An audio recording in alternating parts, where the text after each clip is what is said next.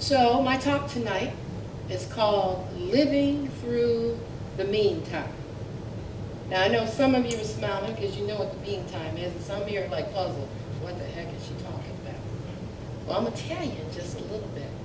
One of the things that I know that on this journey that we call life, it's about discovery of self.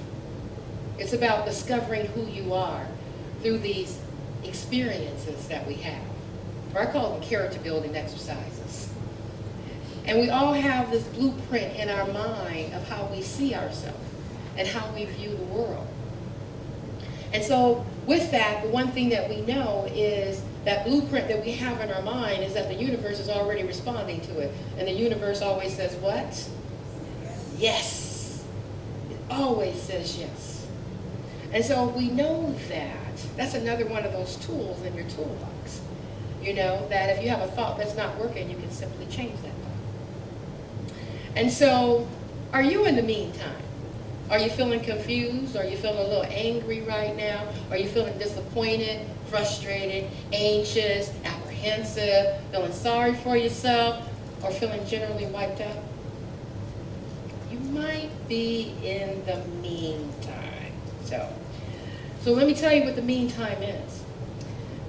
The meantime is in between the time you claim it and it shows up. I'm going to say it one more time. The meantime is the time between which you claim it and it shows up. You see, there's a gap. Okay? Because you know around here we're always talking about set your intentions, claim what it is that you want, and you do that, right? And you're prayerful about it, and you're exercising your spiritual practices. But what do you do in the meantime when you're waiting on it to show up? And the thing that the meantime comes from an author, Ayala Van Zandt. And she's written many books, Acts of Faith, Faith in the Valley, and Getting Through the Meantime is one of her books. And so I could have called this Getting Through the Meantime, right? But I want to call it Living Through the Meantime. It's different. So I can get through something and wind up on the other side like the walking wounded, right? I made it, I'm tattered, I'm torn from a long journey. But I want to live through. I want to be fully expressing my brilliance as I walk through these conditions that have the perception of limitation sometimes. You see? I'm always in choice. And so I choose to live through those times. Because if I don't, I'm not living. I'm allowing that condition to take control over me. I'm allowing that situation to direct me and direct my outcome. I am always in a position of choice. But sometimes I forget about that. Sometimes I forget what that looks like. And when you're in the meantime, sometimes, you know, you got to keep moving. Something happens in your life and you can't just lay down and say, okay, I'm not going to go out there, well, Lord. Well, you know, sometimes you can. Because I know I have spells. I call them spells. Where I take to my bed and I go, woe is me.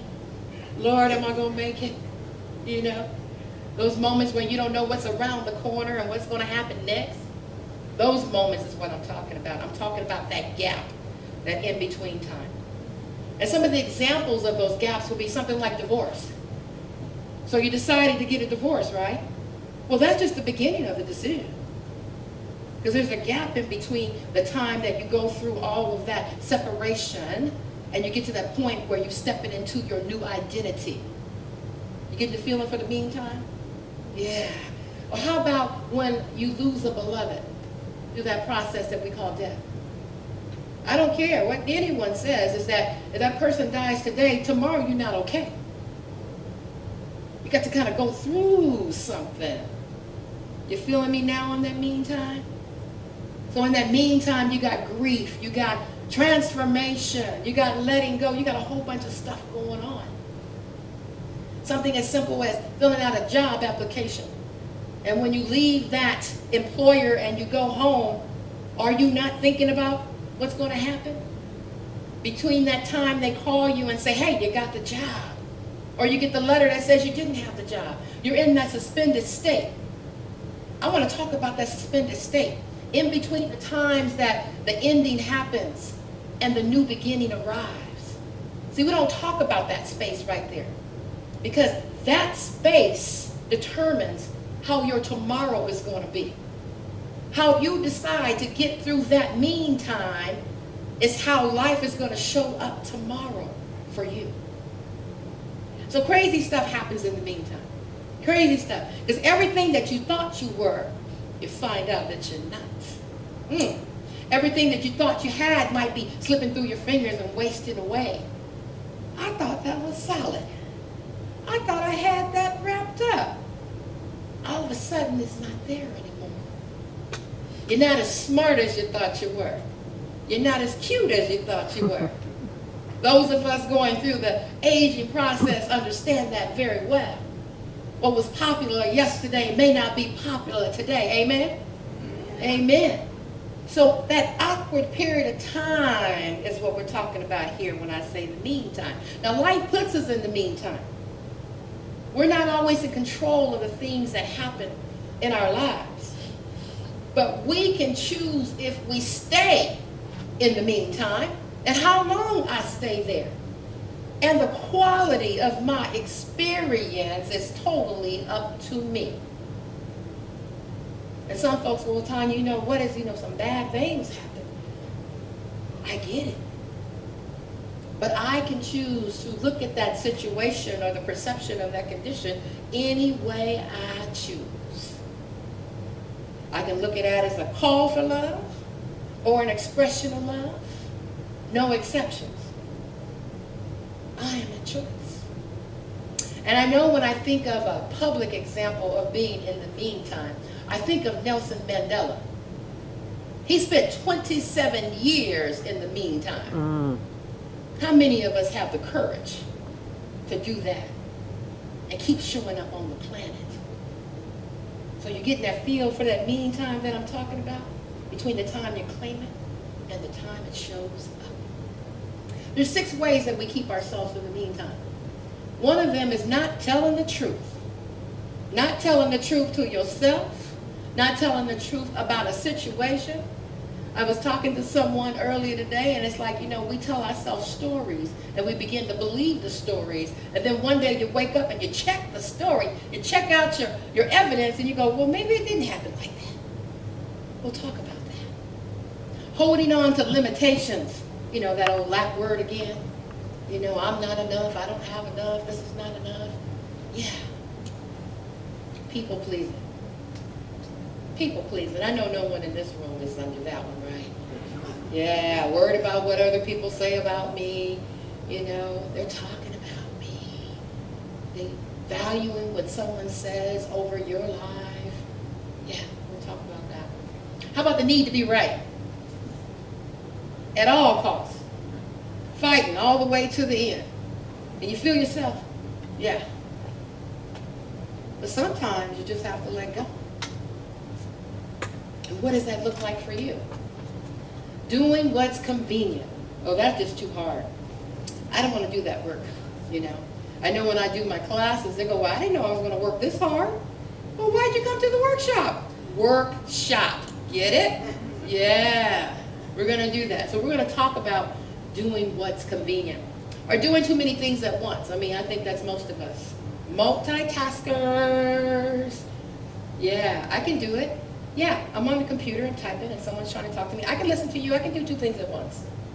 Can I really? Yeah. And not be fully present. Of course, I can do 3 or 4 things at once. But I'm not going to be fully present at the moment. Let's talk about not telling the truth. How many of us stay in unhealthy and unproductive relationships? Whether this is a personal relationship or this is a work relationship, it doesn't matter. But we stay there. And we stay for a long time, right? And we're not happy. And then we show up on the planet with a frown on our face all the time. But I think we forget that we have choices. If you're not happy, do something about it. And so some folks, well, it may have been time to go, but I'm not ready to go because, there's nothing else out there. Then if there's nothing else out there, make the best of what you have, and simply by changing your attitude. If you're going to decide to stay, stay in grace. Stay in grace. And so we forget that we can leave a situation. We get so entangled in it that we feel that we just have to stay there. But you know in your soul when it's time to go. You know when you've had enough. You know what that looks like, and more importantly, you know what that feels like. And you're just not being honest with yourself. So why don't we tell the truth? I think it has to do with fear. I think it has to do with fear of the unknown, fear of being alone. So let me get this right. So you'd rather be miserable for the rest of your life because you have fear of being alone. But does that make sense? You're going to walk around with this heavy extra burden of not being happy. And, let me let you in on this secret. Other people know that you're not happy. You know why? Because it comes out sideways. It comes out with, you got a chip on your shoulder. You got an attitude. Yeah. So why don't you tell yourself the truth? And if you're involved with someone else, why don't you tell them the truth? Free yourself. Free your mind. One of the remedies is surrender. Because that meantime, you don't have answers. You're in between worlds. Your old world is crumbling, but your new one is not here yet. The only thing you can do is surrender. And allow the process to unfold organically and let it do what it's going to do. It's going to do it with you or without you. So allow it to be. I know that in the meantime, often I just have to be still. Those of us who are used to doing things, when you're in that meantime, you may have to take a little break. Because I don't know about you, but you've heard people say, my wheels are spinning. Well, sit there.